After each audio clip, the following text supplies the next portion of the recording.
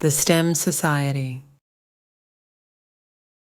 What's happening, people? My name is Cole Jackson, and this is the STEM Society. Welcome back. Episode 139 is live. Thank you for joining me. If you like what I do, because what I do is not very easy, I give you guys music commentary on music news, and I give you guys some album reviews every now and again, just plain old takes about whatever. Make sure you guys subscribe to the channel, man. Give me a like and some comments down below. I would love to have some hip-hop conversations with all of you guys. So, the big story this week is Akademiks getting smacked in the face in Miami. Let me look at got to get my notes out for you guys. But based on reports from January 26th and 27th, Lil Baby's assistant, K. Rich, claimed to have slapped DJ Akademiks. My initial reaction to this was, about fucking time.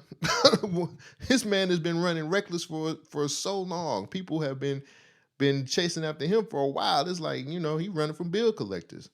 But a lot of people can give you two different sides of the story. The video that dropped shows K. Rich explaining what happened when he smacked Akademiks. Bro, I swear to God, right hand of God. I smacked the shot, right hand of God, bro. I smacked the shot that nigga. Okay. So I did, hop up the whip. I pushed up on the man's politely, like, yo, let me have that acting, because he in the front seat. Like, let me have that act real quick, They look at me like stupid, like, bro, I ain't, I'm trying to talk to him real quick. They like, it's up to him. I just move, push one nigga out the way. You trying to chop it up with him, like, on some normal shit? Or you trying to, like, tell him about, like, the shit he been doing? Feel me? So, the niggas ain't want to let me get past him. So I said, I just moved the other way, walked to the front. I said, yo, bro, the shit you be saying on the internet, like, that shit be crazy. You be violating, bro. Like, nah, bro, me and what's his name? Cool, da-da-da. Yeah. I'm like, yeah, no, he be lying. So security is a driver. So he already green already. Once the security guard do driver game, you asked out. Yeah. He ain't gonna do shit. You know he gotta move tack. He can't. How are you moving tack and your security guard's a driver? The first thing I thought about when I seen this video was I can look at that nigga's locks and tell he ain't lying.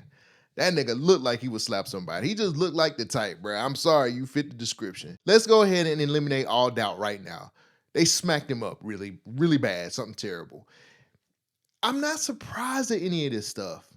Eventually, niggas was gonna catch up with Akademiks. It was bound to happen. Nobody was gonna sit up here and act like Akademiks is untouchable for real. And it took one of these little niggas, even if it's not Lil Baby, one of his homeboys was gonna catch up with you eventually. You have to start picking your spots when it comes to you stepping out nowadays, because the more and more you sit up on your platform and you act a fool and you say the shit that you keep saying, the more enemies you make. Akademiks is not a likable guy. He has a smackable face. And these young streamers out here, bro, they don't care about you. If the back door was coming from me, why the f he get in your face and bring up the next man? Why didn't he say, yo, what's up, act like Ty said, like, it's smoke with you and him. Ty said it's a problem. And y'all had a standoff and then he swing on you about that. Whatever you had going on, that shit had nothing to do with me. On God. On God in heaven. That shit had nothing to do with me. Akademiks said he seen me on stage with Zeddy dancing and shit like that. And he was trying to get my attention. Word to my mother, I didn't even see him in the club. I didn't even see Akademiks in the club. On God. I didn't. What happened with him had nothing to do with me. Akademiks know he sit at his desktop and speak on certain and say to certain people that if I see him in person, something might happen. That don't got nothing to do with me. That shit ain't got nothing to do with me. So you put my name in that shit is lame. That's corny, gang. That shit have nothing to do with me. I don't believe not one word Ty Lil said. Because these little niggas don't care about you no more. They don't care about you. You the OG in the club that's fucking up the game for everybody else right now. Again, going back to my original statement, Akademiks is just a slappable nigga. He's had problems with Ty Lil before. It's not a game anymore. People are fed up with what Akademiks is saying and what he's doing. And if you think for 1 minute that little nigga didn't get him lined up, you crazy. I know for a fact that he had something to do with it. Don't ask me how I know, but I know that he had something to do with it too. It just feels, to me, it feels a little too easy for some nigga to just walk up to Akademiks knowing the type of security that he has, knowing the type of way that he keeps it kind of tight around, his area when it comes to him being out and about. somebody had to set something up for this play to happen. And I'm not gonna sit up here and act like this little nigga didn't have nothing to do with it, because they're smarter than that. And they're gonna all stick together no matter what. And this brings me to the point of the story where Akademiks just started crashing out all over the place. And once he started crashing out, he started to expose some things that made me feel redeemed, because I had been saying this stuff about Akademiks the whole time. Yo, little baby, you and your team paid me $30,000 to keep quiet about your motherfucking album, my nigga. And I sat there and I realized, I said, well, if you pay me $30,000, it ain't no way you sent a pussy ass nigga to come swing on me. Why would you do that? Don't make no sense. Why would you pay me afterwards? Because y'all whole demeanor was an act. You killing this nigga wave. And I said, I'll fall back. I said, I can't lie to the niggas, but I'll fall back. And y'all paid me to do it, nigga. Y'all paid me. Just stand on it. When I called you, you should have said, nigga, you know what's up, nigga. You been talking shit. Fuck you, pussy. But y'all ain't do that. Y'all backed off of that. Y'all said it wasn't y'all. Then y'all paid me money just to, act, could you give the album a shot? I chilled out. I'm like, all right, bet I'm going to let people say whatever it is. I say, you know what? That can't be, baby. Like, I found a couple songs I like. I start supporting it. I start going up with it. And then now I'm finding out in the 10th inning, yo, baby, you niggas is bitches. It feels a little nasty. Like, it feels kind of dirty now that we found out that Ak is a compromised person, and he'll do anything for a bag. It's sad to me too, because you have one of the bigger hip hop platforms in the world, and now that we know that you're compromised, where do you go from here? Because we didn't expose it, you just exposed it for yourself, and you standing on it 10 toes. People like that is what makes hip hop media so grimy these days. Because if you believe he's the only hip hop personality, or he's the only hip hop talking head that's compromised, you need to start looking at them boys in New Jersey and seeing what they're getting paid. Because I know them labels hit them up on a regular basis. But it just exposes the side of the business that we all know that kind of happens every now and again. We all kind of have that feeling that some of these people have these opinions not because they truly feel that way, but because the label is giving them money under the table to let them say what they want to say or not say what they want to say.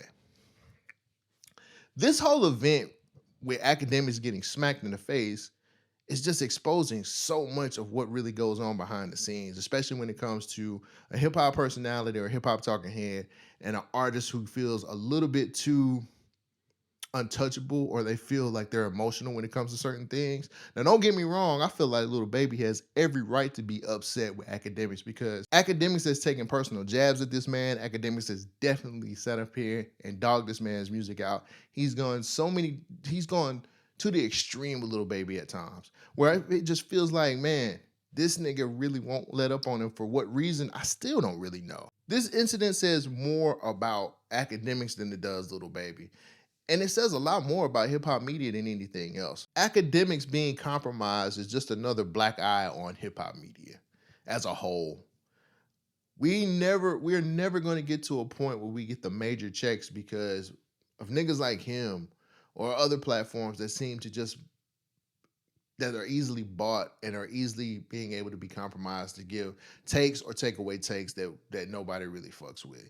It's just a sad situation to be able to hear something like that come from Akademiks when you know that he still has one of the largest platforms, and a lot of the people who support him or his followers are going to continue to do it even after the fact that he exposed himself. So it's nowhere for us to really go, or it's nowhere for a lot of us to be able to look at it from a different point of view, because Akademiks is going to be successful in spite of himself. I want to hear what Lil Baby's side of things have to say, because I really want to know, was this a setup? I really want to know, did he send one of his associates to smack the hell out of Akademiks? And what's up with the payments of keeping him from talking about his music? I know Lil Baby's been down when it comes to albums here recently. I reviewed one of his albums last year, and he hasn't really been the hottest in the world, but paying somebody not to speak on your music to try to boost your sales, That's kind of nasty, bro. If we being real, that's kind of nasty, especially coming from somebody who's supposed to be one of the bigger artists in Lil Baby. Ak has been crashing out all over the internet. He's still crashing out right now. We're still hearing him go at Lil Baby about what he's gonna do. And I really want to see what Lil Baby has to say about it. Y'all heard what I had to say about this whole thing. Now I want to hear from you. What do you think? Do you think Akademiks really got slapped? Do you think Akademiks is compromised? Do you think Lil Baby paid Akademiks to help his album sales? I really want to know in the comments, man. Y'all let me know. Let's move on to Kanye West and his latest apology that he made in the Wall Street Journal. Now, he labeled this apology, those I've heard, where he goes into what he said about the Jewish community and showing the black community that he still fucks with us. I read the letter, and I gotta be honest with you. I'm not really buying it. Last year, I denounced even dealing with Kanye West for real. I said I'm not going to do nothing but listen to his music, but anything supporting him or having to buy any of the stuff that he sells, I'm just not going to do it. And I stuck to my word when I did that, because I just didn't want to deal with somebody who wants to dress up as a black Klansman. Like I didn't want to go through that anyway. So reading the apology letter, it sums up a lot of things as far as him being bipolar and the mental stuff that he's been going through and how he's trying to, work his way back into the community and into our good graces. I don't buy it. I just can't do it. As much as I still love Kanye, I can't do it, man. I think I have a lot of doubt, just like a lot of other people in the community, in the black community. We keep taking you back and we keep accepting you for your sickness or what's been going on. And I think a lot of these words or these apologies happen all the time, bro. What are you doing to work on yourself? What are you doing to make yourself better is where I'm coming from with it. Since Kanye was getting so much pushback about this apology and whether we believe it or not, he did go on another news outlet.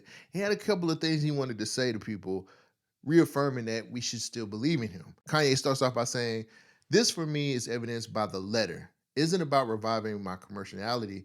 This is because these remorseful feelings were so heavy on my heart and weighing on my spirit." He went on to say, "I owe a huge apology once again for everything I said that hurt the Jewish and black communities in particular. All of it went too far. As a public figure, so many people follow and listen to my every word. It's important that they realize I understand what side of history that I stand on, and this is one of love and positivity." I think it's time for us to stand a lot more firm when it comes to him doing the same shit about his sickness and about, I didn't take my meds and I'm learning to be better, and I can't fall for it no more, because he's reused this whole thing over and over again. It's been a pattern, it's been a cycle, and it's always an album that follows that. I'm gonna stand by what I said last year. If he's selling something, I'm not going to buy it. I'm not buying any of his albums. I'm not buying any of his clothes. I'm not going to support his pockets so he can continue to go back in a different state of mind and disrespect who I am as a black person or disrespect everybody who's ever supported him throughout his whole career. It's just something that I can't do anymore. And if you sit down and you fall for this same trap that he's been putting out there over and over again, you're a fool. And that's with all due respect. People can change, bro, but how many times has Kanye changed on us? I say we stand firm. I say we stand against all of the bullshit until he actually has actions behind what his words are. See, that's where I have to have, that's where I can change my mind. When somebody puts actions behind what he's doing, then I can start seeing the change that he's trying to tell us he's making. Now, this apology he put in the Wall Street Journal ain't shit to me. Don't mean not one thing. What are you doing to give back to the communities that you hurt? What are you doing to make up for everything that you said? What are you doing? You use swastikas, my nigga. You put on Klansman outfits. I'm sorry. Some things are going to take more than just a written out piece of paper for me to say, I fuck with you again, because I don't. I don't. Too many times you've taken the opportunity to hurt the people who have been supporting you since day one, when you was just a producer in Chicago that was begging to get a deal with Rockefeller. We were the people who supported you. We were the people who bought your albums and tried to support your tread into fashion. We were the ones that were sitting up here rooting for you. And I don't know, man, I can only take somebody spitting in my face so many times. I understand the sentiment. I understand that Kanye West has a sickness that we need to be forgiving for, but my heart, I'm out of it. I'm sorry. I just can't. I cannot give him another chance because it ain't in me no more. It's just not. So for people who are here who are seeing this apology, who is reading it, I pray to God that you guys are better than me because I'm no longer going to be able to support Kanye and his endeavors because he done stepped on my toes one too many times. Well, that's all I have for you guys. Thank you for joining me. I hope you guys enjoyed the episode. If you did, make sure you guys hit that subscribe button. Make sure you guys give me a thumbs up and give me some comments. I will be back on Sunday to give you guys more music news and more hip-hop commentary. I appreciate you. I love you. Take care of yourself. Peace out. She is kind of fucking with my money, but I meant everything I said, and I say it again.